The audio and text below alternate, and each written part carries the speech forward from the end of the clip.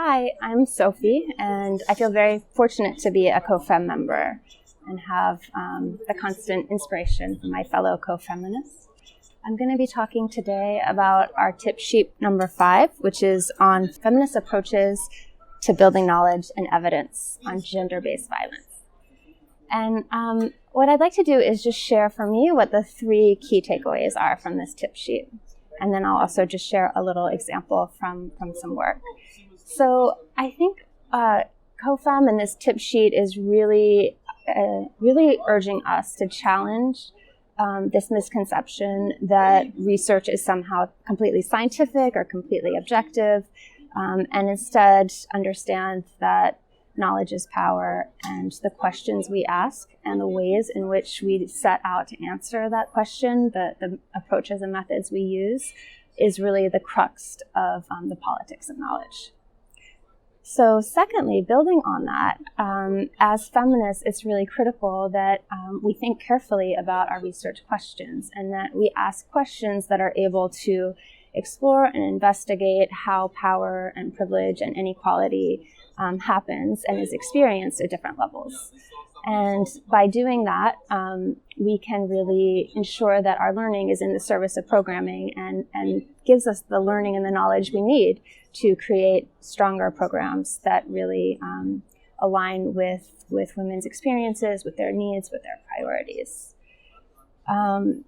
So I think that the other piece of the questions is also the methods. And so ensuring that when we think about how we carry out our research, that the methods that we're using allow women to meaningfully participate, to feel comfortable sharing their experiences, and also to stay safe during that process.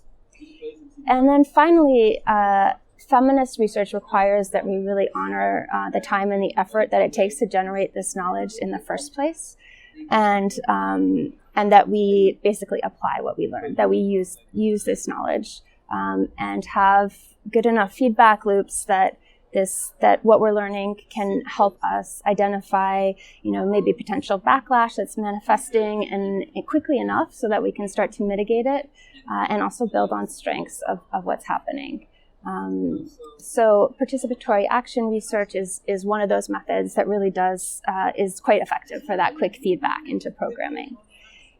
So one example I just wanted to share is that we had a group savings and loan project that was in a small community setting, and the project had a very strong participatory component.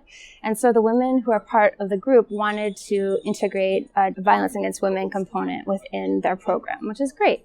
And, it was very well intentioned. This recommendation came from the community.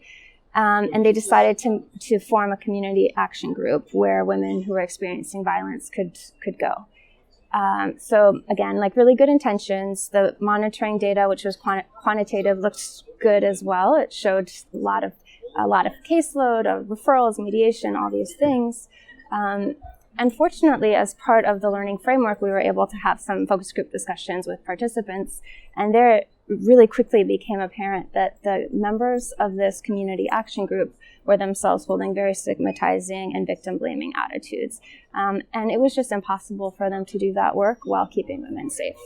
So first, a lot more internal work had to happen within that community action group in order to continue with that initiative. So I think that's just one example. There's many where we can see that the types of questions we ask and how we ask are going to help us really understand what's happening or not.